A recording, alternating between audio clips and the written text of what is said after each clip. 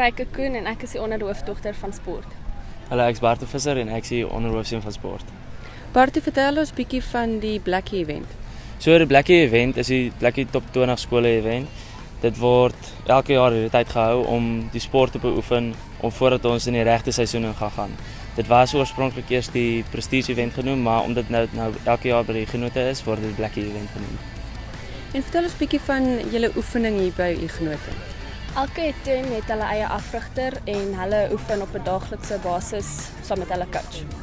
En is daar enigiemand waarvoor ons kan uitkyk hier by julle? Ja, definitief. Is Grian Lou en Aubrey Lou. En ook Hanlie Visser.